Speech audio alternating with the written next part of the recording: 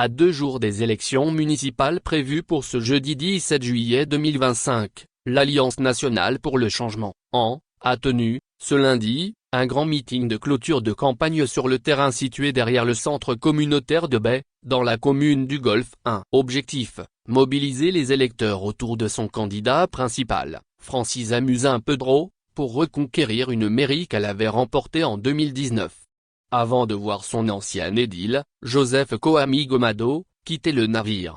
L'ex-maire Gomado, aujourd'hui à la tête de son propre mouvement politique dénommé Tovia, Togolais vient agir, est devenu la cible de vives critiques au sein de son ancien parti. Pour l'an, ce nouveau mouvement ne serait rien d'autre qu'un instrument de diversion au service du pouvoir en place, le RPT Unir.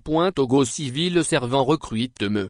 Il n'est pas question de céder cette commune à un frère ou un fils qui a choisi de rejoindre l'oppresseur, a martelé Francis Pedro, tête de liste dans le Golfe 1, dans un discours sans détour qui visait directement l'ancien maire, originaire de Bay. Son intervention a été vivement applaudie par les militants présents. Aux côtés de Francis Pedro, le président national de l'an, Jean-Pierre Fabre, et Isabelle Ameganvi, première vice-présidente, ont également pris la parole pour apporter leur soutien. Bien qu'ils soient eux-mêmes candidats dans le Golfe 4, leur présence à Bay vise à consolider la dynamique unitaire du parti dans les communes stratégiques.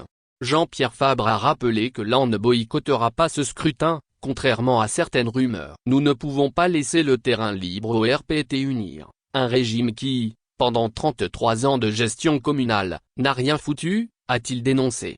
Quant à Ameganvi, elle a appelé les populations à rester vigilantes face aux tentatives de récupération politique. Si nous voulons tuer la punaise, assurons-nous d'avoir tué aussi ses œufs, a-t-elle lancé en langue minac, dans une allusion à peine voilée aux conséquences de la scission créée par Gomado.